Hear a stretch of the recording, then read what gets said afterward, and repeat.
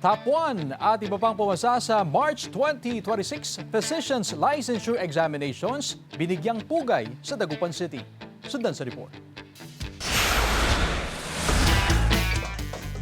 Nagsagawa ng Thanksgiving, motorcade at testimonial celebration ang pamunuan ng Lyceum Northwestern University bilang pagbibigay pugay sa kanilang March 2026 Physicians Licensure Examination passers sa pangunguna ng top 1 examinee na si Dr. Erwin Ken Parchaso. Ayon kay Dr. Ken, hindi raw niya ma-express kung gaano siya kasaya ngayon dahil sa mga sorpresa na ginagawa ng kanyang alma mater. I'm speechless. Hindi ko ma-express kung gaano ako kasaya ngayon. My second family is doing this for me. I'm sure it's not just for me, but for all of us who passed the board exams. Today we celebrate not just your success, but the kind of physicians you are becoming, competent, compassionate, and committed to service. Payo niya sa mga magtitake ng board exam, dapat maging consistent sa pag-aaral, mag-practice test at maghanap ng mga questionnaire na pwede nilang sagutan. Higit sa lahat, manalangin at pagpanghinaan ng loob dahil siya mismo ang patunay na hindi sumuko kahit na 3 beses pa siyang nag-take ng PLE.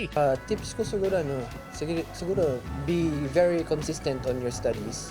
Try lang ng try, huwag kayong matakot. Bilang bahagi ng pagbibigay pugay kay Dr. Ken, binigyan siya ng cash incentive ng pamunuan ng universidad. Sa tinanggap na novelty check, makikita ang amount withheld, kaya natawa na rin lang ang doktor. Pero kalaunay napag-alaman din na nagkakahalaga ito ng tumataginting na 500,000 pesos. Matatandaan na naging usapan din ang pagiging name withheld ng top 1 sa PLE bago tuluyang inilathala ng PRC ang pagkakakilanlan ni Dr. Parchaso na nanguna sa eksaminasyon.